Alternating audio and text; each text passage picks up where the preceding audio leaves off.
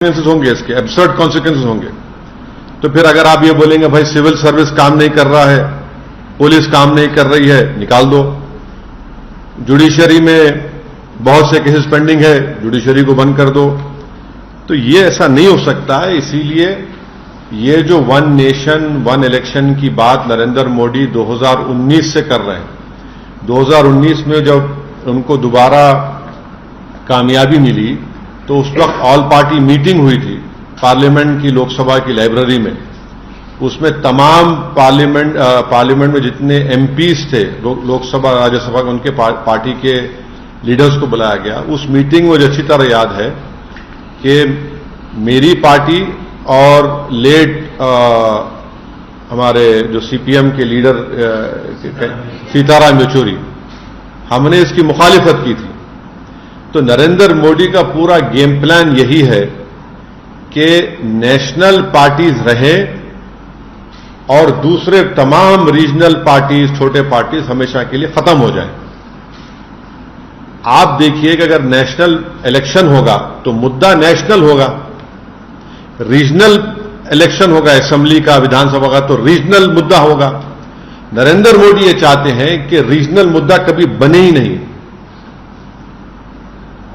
Election होगा, अगर Hyderabad parliament का इलेक्शन होगा तो जाहिर है दिल्ली में जो भी जीत कर जाएगा क्या करेगा। असेंबली का तेलंगाना का इलेक्शन होगा तो भाई आप किसान को क्या देने वाले हैं, हां, आप कितने सोशल वेलफेयर के स्कूल्स खोलने वाले हैं, आप हैदराबाद के डेवलपमेंट के लिए क्या करेंगे।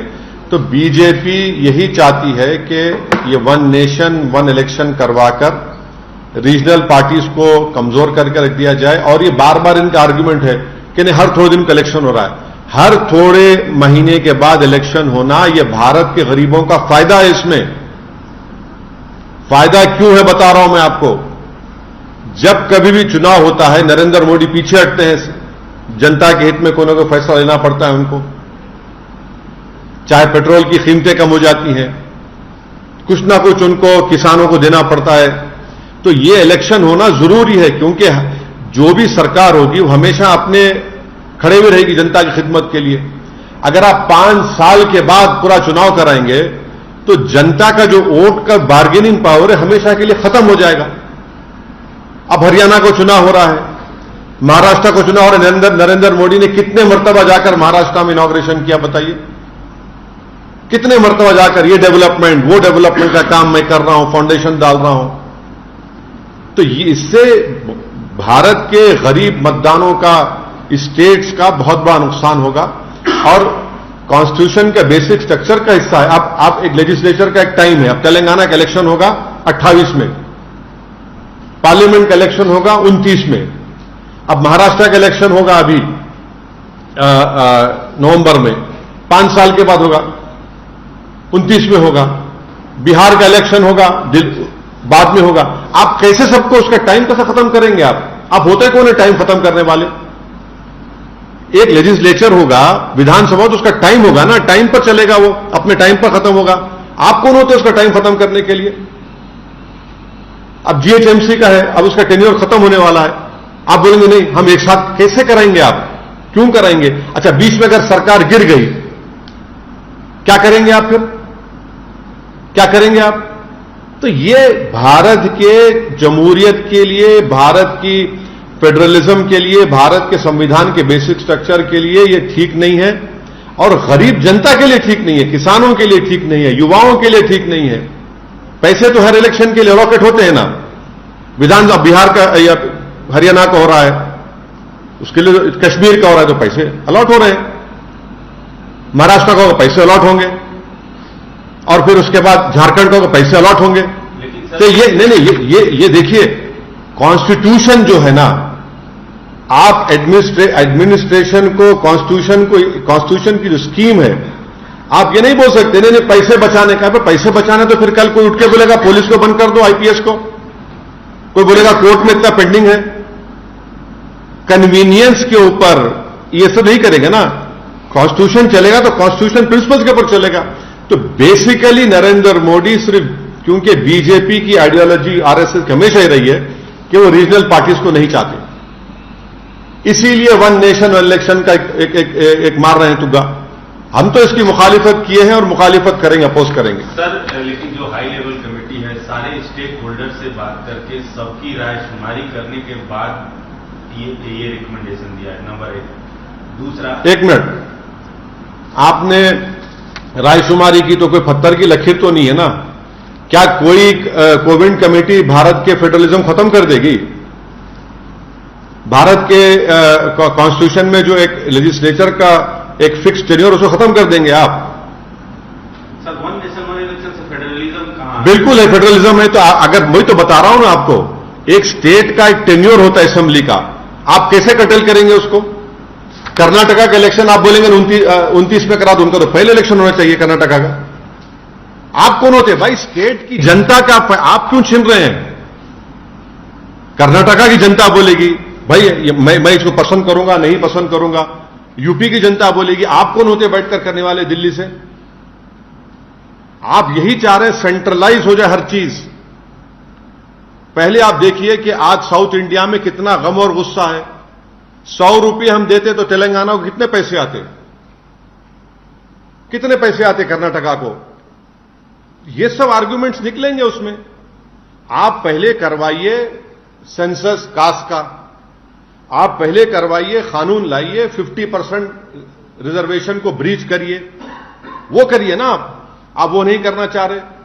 आप युवाओं को नौकरी का कानून बनाइए, वो नहीं करना चाह रहे आप जो पॉलिटिकली बीजेपी को फायदा हो सकता है, नेशनल पार्टी को, अब वही करने जा रहे हैं। सर, आपने कहा कि इस देश में शायद आजादी के बाद से पहले चुनाव से लेकर 1967 तक वन नेशन वन, ये आर्गुमेंट पुराना है ना। हाँ सर, यही था। उसके बाद 68-69 में कुछ स्टेट में डिसोल्यूशन हुआ असेंबली का, पहले इसकी वजह से one nation one vote automatically उन स्टेट में इलेक्शन होता है। लेकिन आजादी जब हुई उसके बाद जब चुनाव हुए 1967 तक वन नेशन वन इलेक्शन था। आप ये एक सुन लीजिए, मैं समझ गया। आप ये बताइए, आजादी के बाद, आजादी और कितने रीजनल पार्टीज थे भाई? एक कांग्रेस थी, फिर आपकी स्वतंत्रता पार्टी थी, और दूसरे जनसंघ थी, और उसके बाद कितने पार्टीज बने? कम्युनिस्ट पार्टी थी हाँ, अब तो इतने पार्टीज हो गए।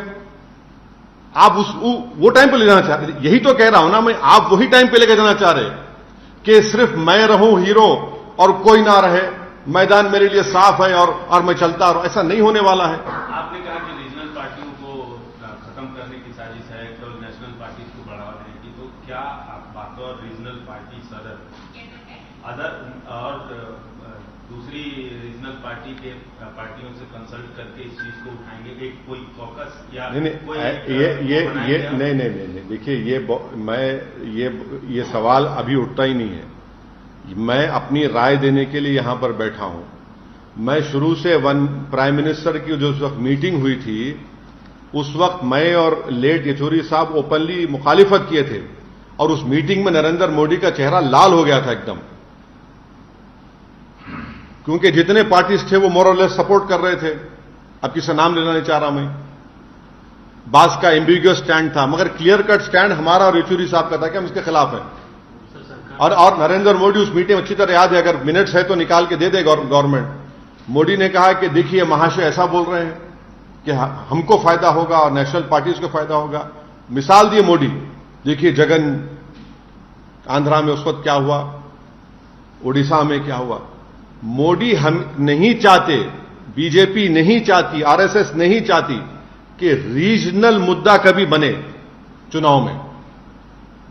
सर, आप विरोध के नाम पर इकलौता विरोध करते हैं, अकेले विरोध करते हैं, विरोध करके बैठ जाते हैं। जब विरोधियों को साथ आने की, खड़े होने की बात होती है तो आपने, इसीलिए आप टीम बी टीम होने का आरोप करते हैं। आप विरोध करके बस बैठ जाते हैं। विरोध नहीं, देखिए अब देखिए, तभी तो आप यहां पर आए हैं ना, वरना क्या थे क्या आप? इतने लोग माशाल्लाह देखिए, कितने लोग आ गए एक दीवाने को सुनने को। तभी तो कुछ है ना कि हमारी बात में सब्सटेंस है। ऐसी तो बात नहीं। विरोध करना जमहूरियत का हिस्सा है। अगर विरोध नहीं होगा तो फिर डिक्टेटरशिप हो जाएगी। नहीं तो रीजनल पार्टी से कंसल्ट करके नहीं, हम इसके, मेरा बोलना है कि वन नेशन वन इलेक्शन के AIMIM पार्टीज के खिलाफ थी, है और रहेगी। अगर पार्लियामेंट में लेकर आएंगे हम उसका अपोज करेंगे। जनता के पास भी जाकर हम बताएंगे कि आपका नुकसान होने वाला है। अगर कोई सरकार 5 साल के लिए बन जाएगी, क्या काम करेगी भाई? वो प्रदेश का मुद्दा कभी मुद्दा ही नहीं बनेगा।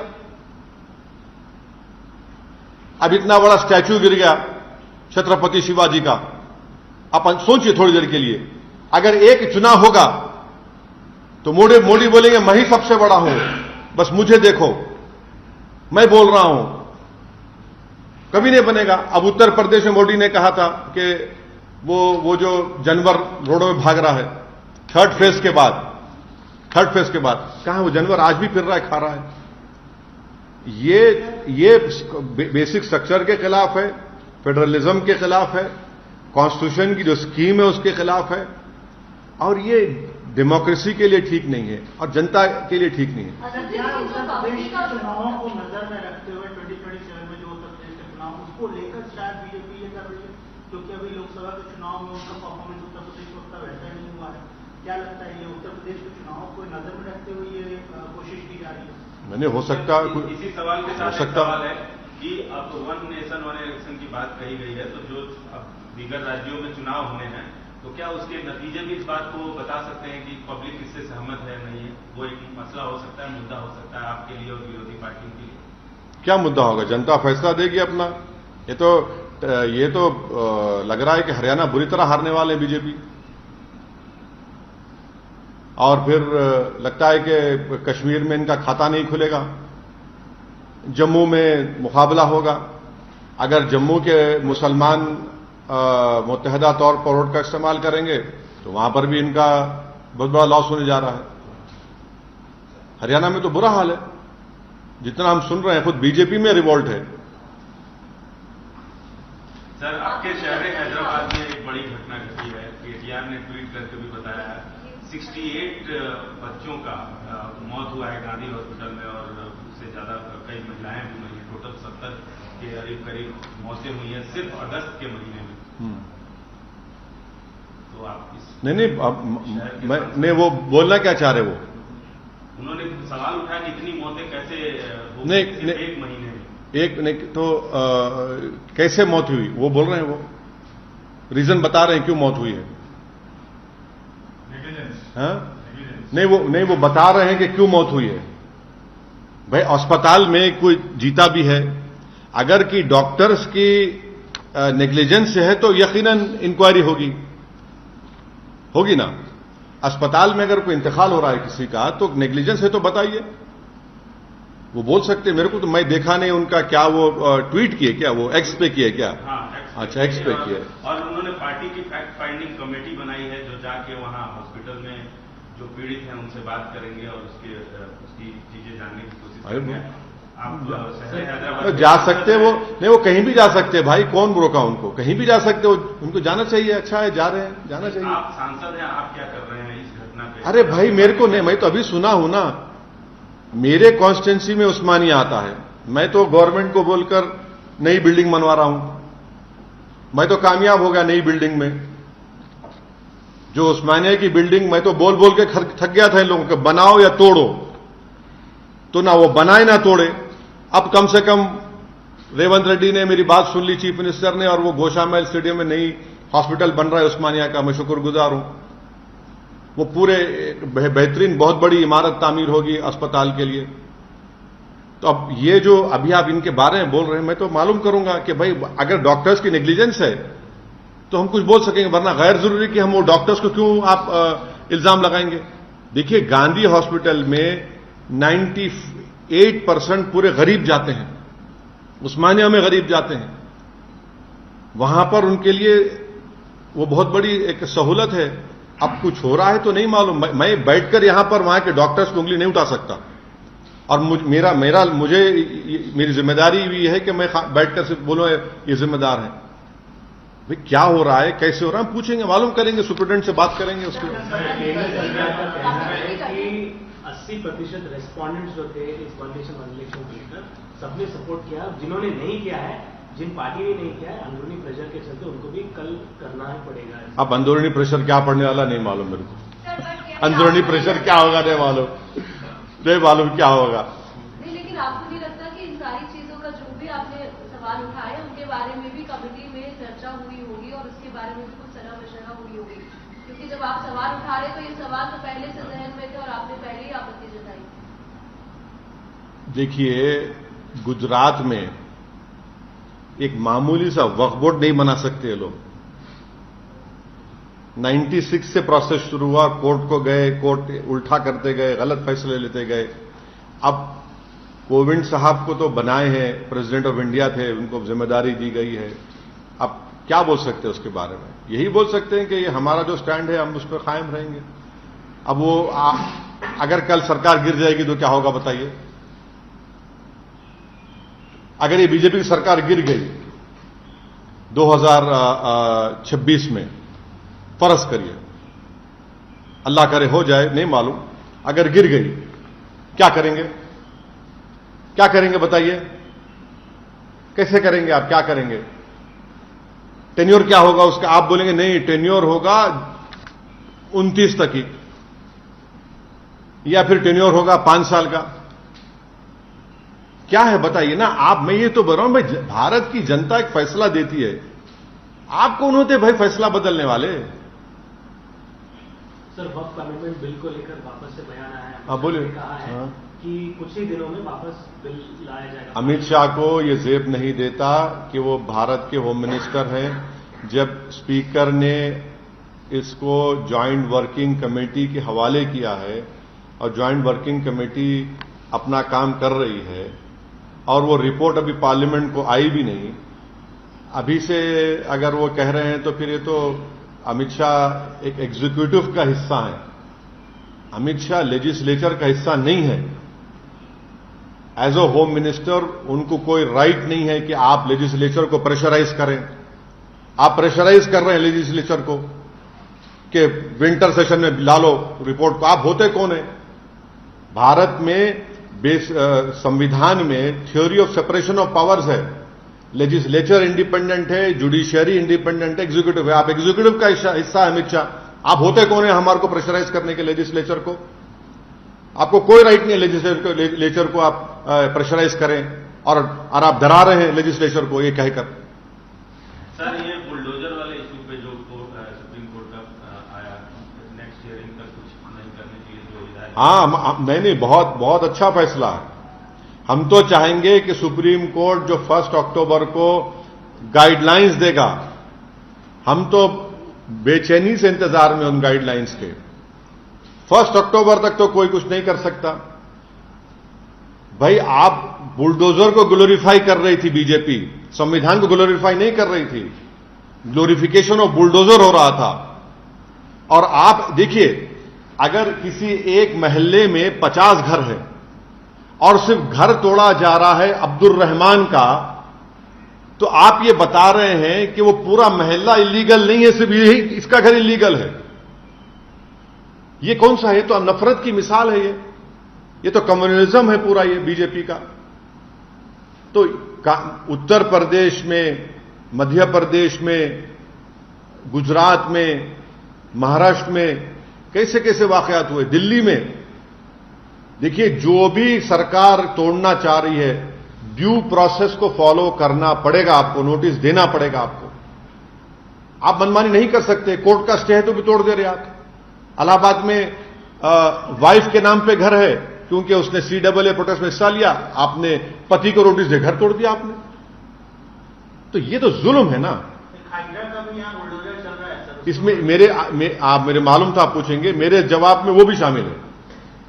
सर, गणपति विसर्जन के दौरान कर्नाटक में, तेलंगाना के कुछ हिस्सों में, उसके अलावा देश के अन्य हिस्सों में वाले नहीं, तेलंगाना में कहीं पर भी कुछ नहीं हुआ अल्हम्दुलिल्लाह। तेलंगाना में पीसफुल रहा, दोनों कम्युनिटीज ने मिलकर। हां, थोड़े बहुत है बात, जहरीले लोग हैं, वो अपनी कोशिश करते रहते हैं, मगर तेलंगाना में पीसफुल हो गया। कल जलगांव में वहां पर कुछ हो रहा था रात में, तो वहां के मैं जलगांव के SP से बात किया, मैं उनको शुक्रगुजार हूं। उन्होंने बोले हम 4 एक्शन ले रहे हैं, आप बिल्कुल मुतमईन रहिए। कर्नाटका में हुआ 2-3 जगह पर, तो अफसोसनाक बात है, नहीं होना था।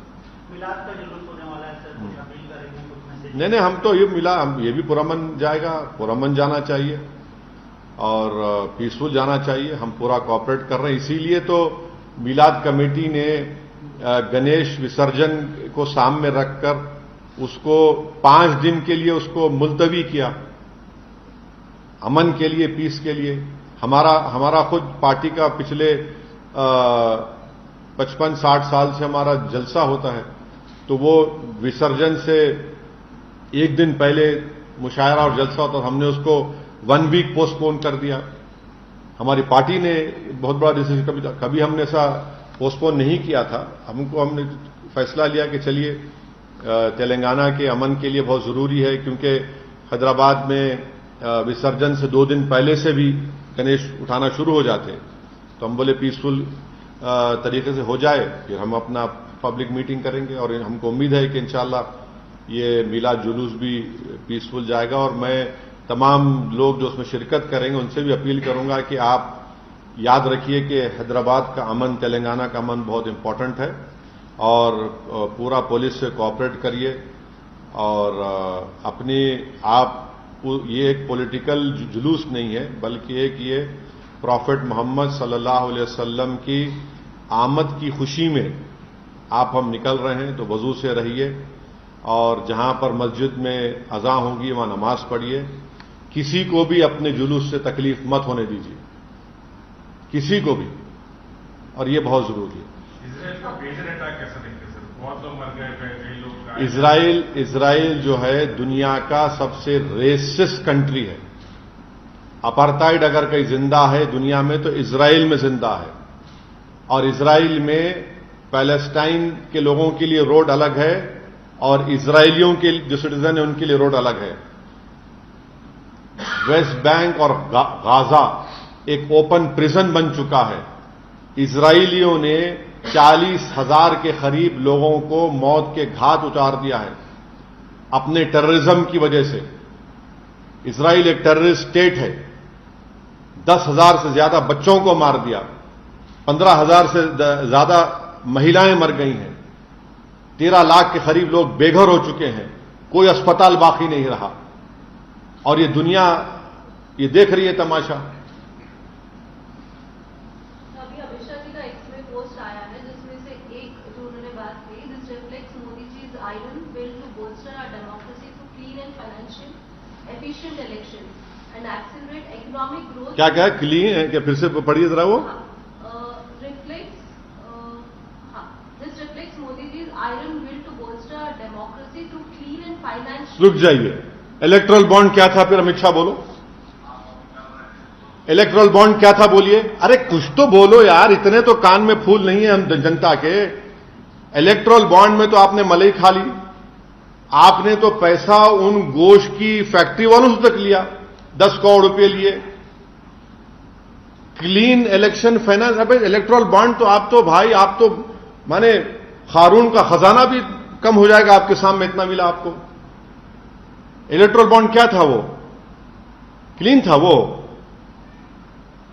क्या क्या नहीं कहा गया सुप्रीम कोर्ट में उसके बारे में, क्या क्या आप लोगों ने उसके बारे में स्टोरीज लिखी। तो ये नहीं है, ये सब ये जस्टिफाई करने की कोशिश कर रहे हैं, गलत है ये। इकोनॉमिक ग्रोथ एक्सेलरेट होगा। इकोनॉमिक ग्रोथ एक्सेलरेट 10 साल से नहीं हुआ, इसकी वजह से नहीं हुआ क्या? अब देखिए कितना, अब एक जुमला बोल दिए, अब कल से शुरू हो जाएगा। 10 साल से आपका इकोनॉमिक एक्सेलरेशन इसलिए हो क्योंकि आपने डिमोनेटाइजेशन बोला, हां, फिर आपने कहा कोविड को बोल दिया, फिर आपने कह दिया कि हम तीसरी बड़ी इकोनॉमी बन जाएंगे। कितने बहाने बनाएंगे? आपकी पूरी पॉलिसीज गलत है, जिससे देश का गरीब, किसान और खास तौर से युवा परेशान है। भाई 10 साल में आपने क्या दिया? अनएम्प्लॉयमेंट कितना भारत में ज्यादा है? पूरे विश्व में सबसे ज्यादा हाईएस्ट युवाओं में अनएम्प्लॉयमेंट भारत में है। आपने तो जीएसटी उस हेल्थ के उस पर भी लगा दिया, आपने इंश्योरेंस के ऊपर भी। एबीपी माझा, उघडा डोळे बघा नीट।